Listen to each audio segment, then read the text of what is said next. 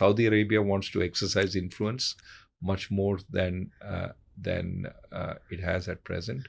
So we'll see a change. Right now, if you have to look at, let's say, a close competitor to India, that'd be only Indonesia. No one else. I think in terms of population, we are so much bigger than everybody else, right? The only country which is anywhere near our size is China, which is why everybody is looking for India as an alternative to plus China. one, Yeah. But I think that if you are willing to go down to 250 million, then you're talking about countries like Indonesia. And so you talked about Saudi Arabia. I'll just wrap up like last 2-3 questions because I know you have to leave. But so Saudi Arabia keeps going on and giving these speeches that we're going to be the new Europe of the world. Right. Do you think that'll happen? They have a lot of money. I don't know how well that money is being spent. I talked a lot with, Well, they're spending on football for sure.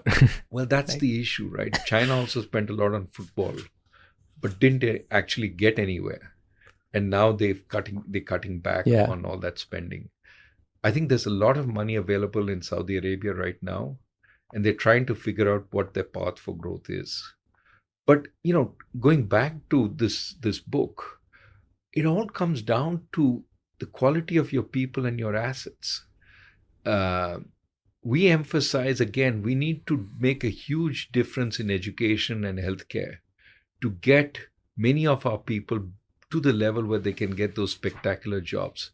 We talk throughout on how, when we talk to entrepreneurs, again and again in India, they say we don't find people. Yeah. When you talk to the Saudis, they want to do many of the industries that we already have a presence in. No? They want to do IT in a big way.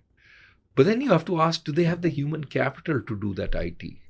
And if you're spending, 10, 15 hours a week reading the Quran in school, you're not spending enough time doing math and so on. So they have to change the nature of their curriculum. Because there was a lot more emphasis on that in the past. They're thinking of doing that, but that requires a change in your whole government attitude. And I think they're energized about it. But this is basically saying to us, we have a lot of competition also from the rest of the world as they change. Yeah. And we better change also to really focus on investing in our human capital.